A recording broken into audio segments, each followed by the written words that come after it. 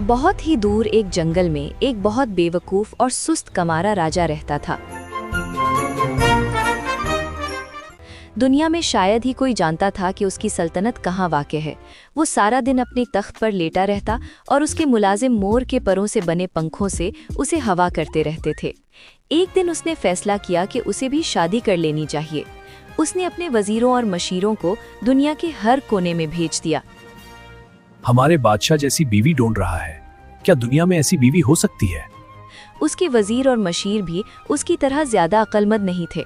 उसने वजीरों को ये कहकर भेजा था कि उसकी बीवी ऐसी हो जो जमीन पर भी चल सके और हवा में भी उड़ सके, जिसकी शक्ल इंसानों जैसी हो लेकिन वो इंसान ना लगती हो, और उसके 4 बाजू और 4 टांगे हों।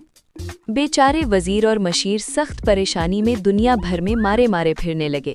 तभी उन्हें रास्ते में एक बहुत अक्लमंद बूढ़ा मिला। उन्होंने अपनी मुश्किल उसे बताई। वो हंसकर बोला, ये तो बहुत आसान है, यहाँ से एक बंदरिया पकड़ो और अपने राजा के लिए ले जाओ। वजीरों और मशीरों ने उसकी बात मानी और ऐसा ही किया।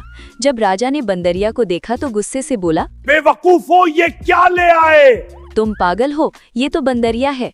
वजीरों ने जवाब दिया, बादशाह सलामत रहे, हुजूर ने जो शर्तें बताई थी उन पर यही पूरी ये उतरती। दुनिया का वाहिद जानदार है जिसकी शक्ल इंसानों से मिलती है, लेकिन ये इंसान नहीं है।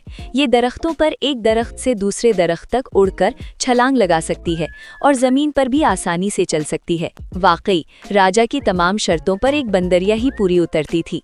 लिहाजा राजा लाजवाब होकर बेवकूफ़ों की तरह उन्हें देखने लगा।